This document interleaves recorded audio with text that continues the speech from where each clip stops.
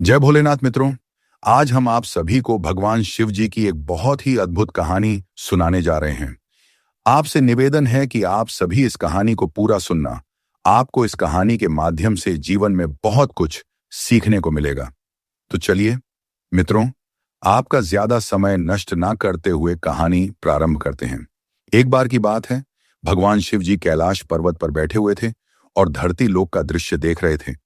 तभी उनके पास आदि शक्ति माता पार्वती आती हैं और भगवान शिव जी को प्रणाम करके उनके पास बैठ जाती हैं।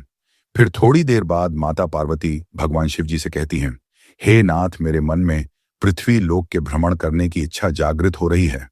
कृपया आप मुझे पृथ्वी लोक का भ्रमण करा दीजिए।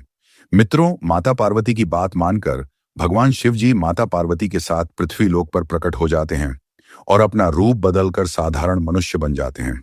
उसके बाद भगवान शिव जी माता पार्वती के साथ काशी नगरी का भ्रमण करने लगते हैं। भ्रमण करते हुए उन्हें शाम हो जाती है। फिर भगवान शिव जी और माता पार्वती एक मंदिर में रात व्यतीत करने के लिए ठहरते हैं। उसी समय माता पार्वती भगवान शिव से बोली, हे नाथ, आज कोई ऐसी कथा सुनाइए जो ज्ञान से भरपूर हो और जिसे सुनकर मन को शांति मिले। भगवान शिव मुस्कुराए और बोले, हे देवी, आज मैं तुम्हें एक ऐसी अद्भुत कथा सुनाने जा रहा हूं जिसे जो भी मनुष्य श्रद्धा और ध्यान से सुनता है, उसके जीवन के दुख दूर हो जाते हैं और उसके सभी बिगड़े कार्य बनने लगते हैं। भगवान शिव ने कथा आरंभ करते हुए कहा, द्वापर युग समाप्ति की ओर था और कल युग का आरंभ होने वाला था। उसी समय मध्य देश में चंद्रपुरी नाम का एक समृद्ध राज्य था, जहां राजा चंद्रदेव राज्य करते थे। राजा बहुत न्यायप्रिय और दयालु थे। उनकी 7 पुत्रियां थीं और उन सभी में सबसे छोटी राजकुमारी देवलेखा सबसे अधिक बुद्धिमान और सुंदर थी। राजा अपनी बेटियों से अत्यंत प्रेम करते थे क्योंकि उनकी माता का देहांत बहुत पहले हो चुका था। राजा ने कभी अपनी पुत्रियों को मां की कमी महसूस नहीं होने दी।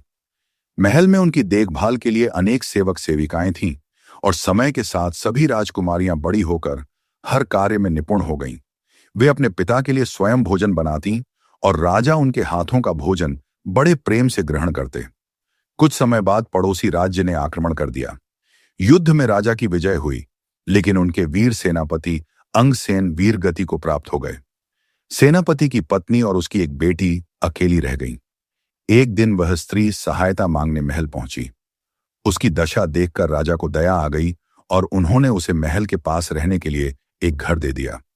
धीरे धीरे वह स्त्री प्रतिदिन महल में आने लगी।